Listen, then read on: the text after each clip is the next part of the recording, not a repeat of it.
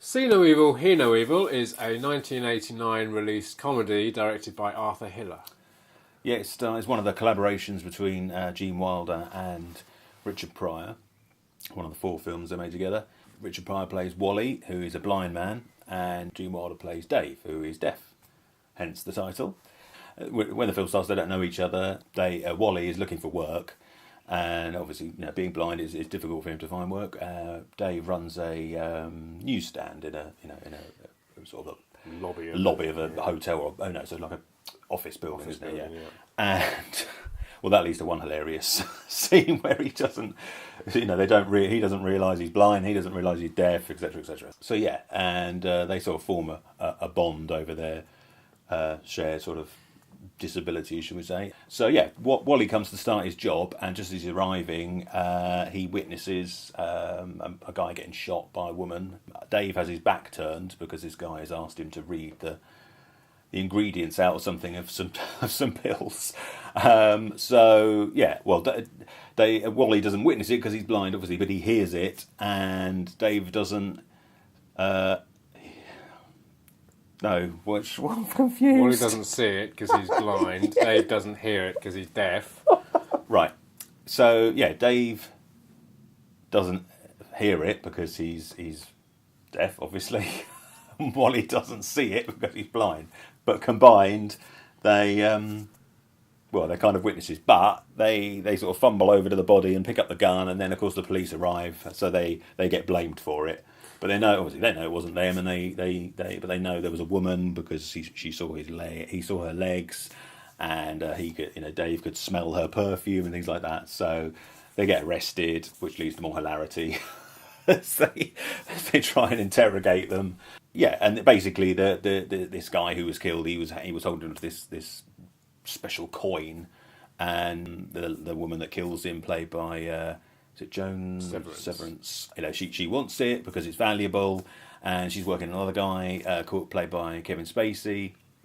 Yeah, and they're trying to get this coin, and yeah, and it goes on from there. They shut up the police station, pretending to be lawyers and things like that. So basically, the plot is kind of inconsequential, really, isn't it? While the film was on, I forgot what the coin even was or why they even wanted it. Not because it's explained so little.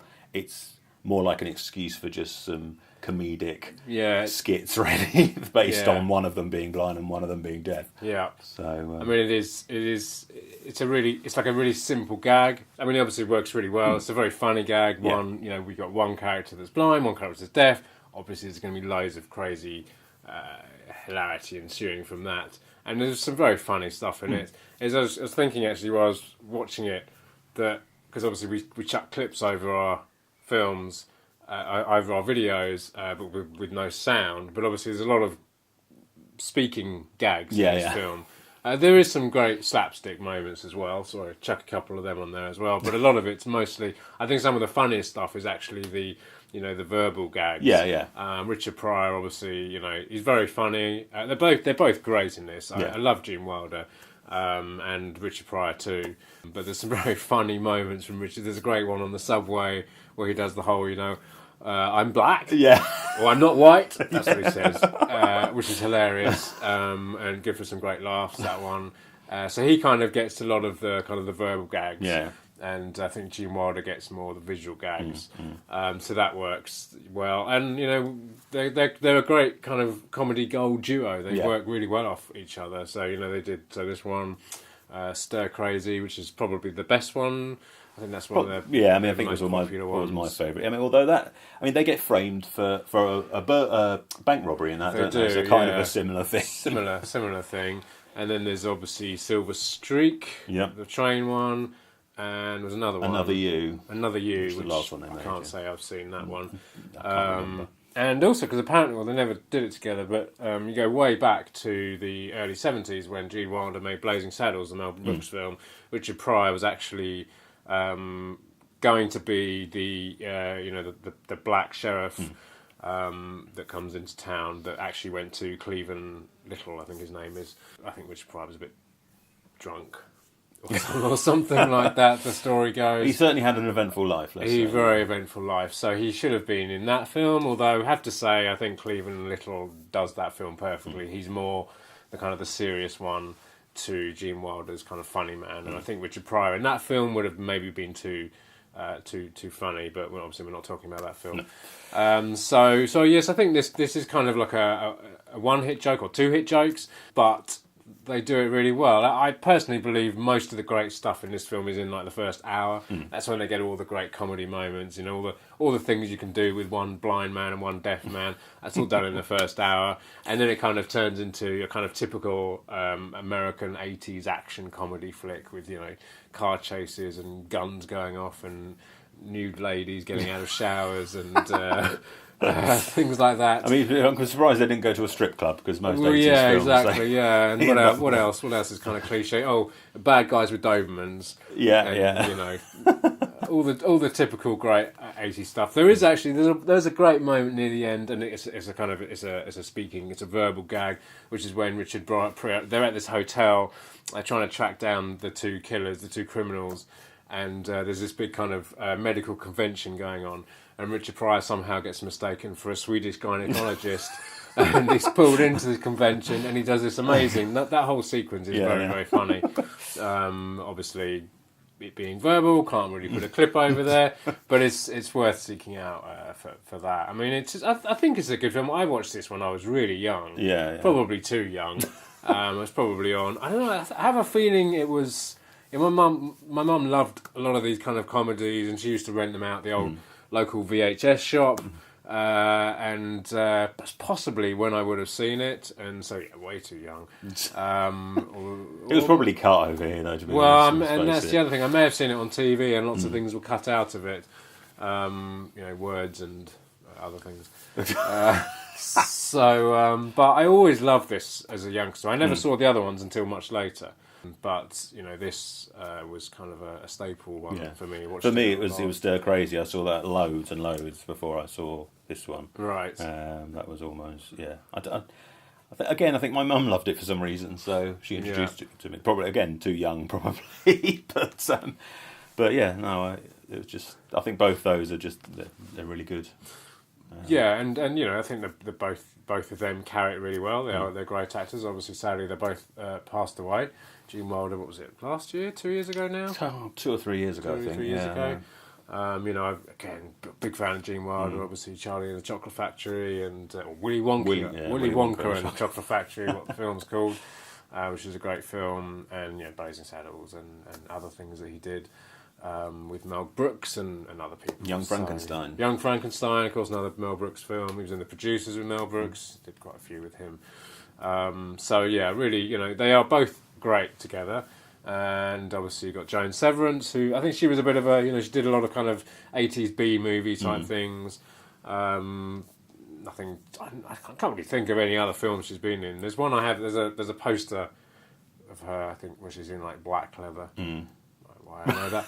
I don't know why I know that. It's just an iconic shot, I think, maybe. But I can't really think of many other films she's been in. No, I think apart from this one. She did a lot of TV as well, I think. Right. I think possibly still is. And, you know, there's like a couple of other cast. There's Anthony Zerbe as well. Who was he the bad guy? Yeah. I mean, he's quite a familiar face from the 80s. He was in Licence to Kill. As one of the bad guys in that. But he was also in, you know, Cool Hand Luke and Papillon, The Omega Man.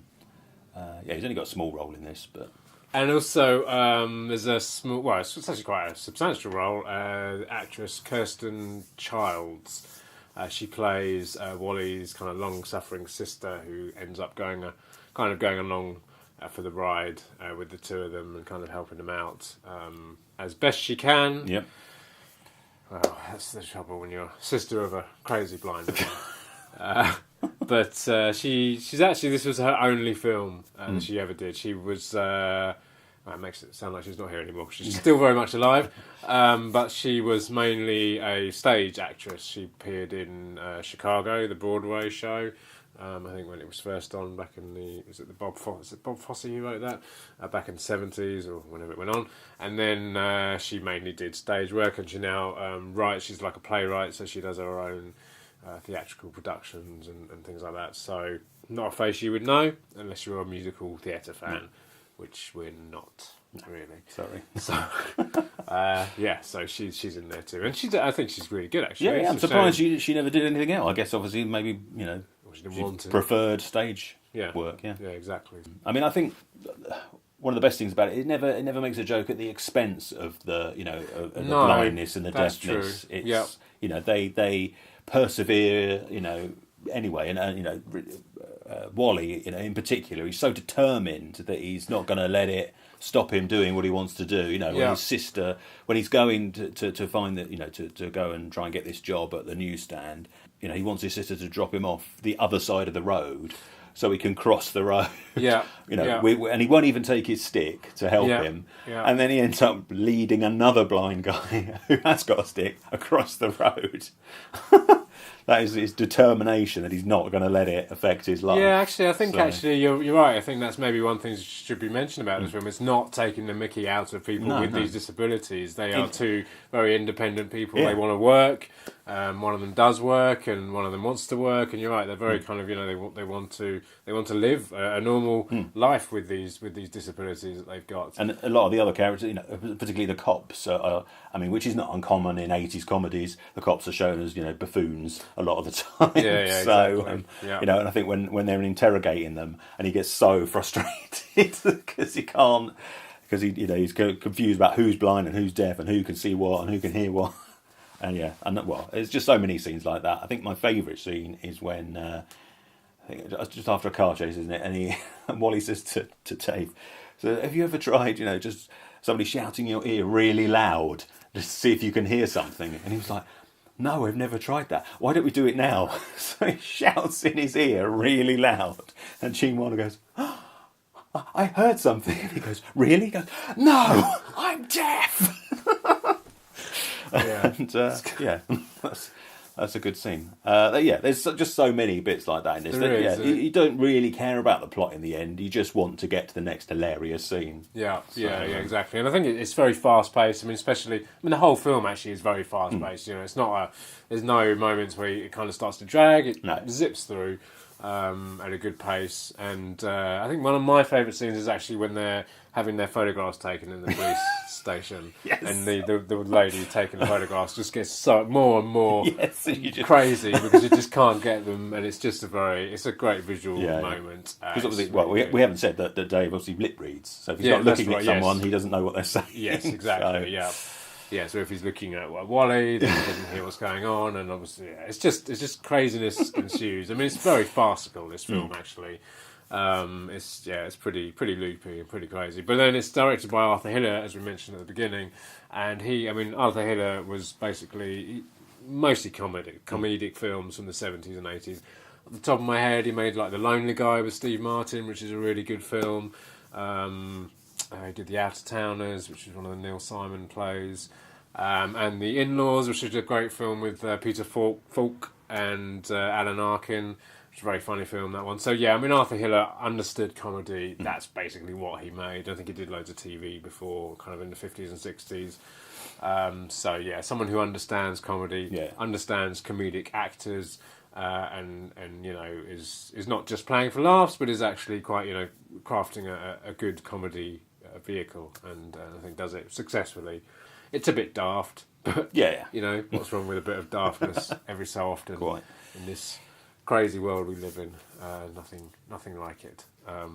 So you have this on DVD? I do, yeah. We picked it because it was on Amazon Prime. That's right, we did, yeah. Sometimes we pick films on Amazon Prime. If you're in the UK, you can watch it. I'm not sure about America, or anywhere else around the world, but if you're in the UK, you can watch it for free. Yep. If you're on Prime. But I have it on DVD as well anyway, that I bought years ago. I have it on DVD too. There you go. I think I still have it on VHS somewhere as well. Excellent. Yeah. I did watch it on Prime because I couldn't be bothered to get the DVD out, but I thought the quality was pretty rubbish. Yeah, wasn't great, So it had this weird echo on a lot of it, so I regretted watching. I wished I'd got my DVD out.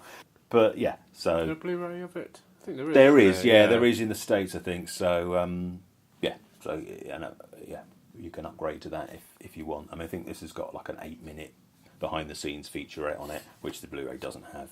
So, But that's about it. And filmographies, which you don't really need. You just go on IMDb if you want a filmography of somebody. Exactly. So, so it's DVD or Blu-ray, or obviously, like we say, streaming. So plenty of opportunities to watch it, and it's probably something that is on TV sometimes. I think I caught it on TV a few months ago. I can't remember what channel it was on, but they were definitely showing it. So, right. Not hard to find.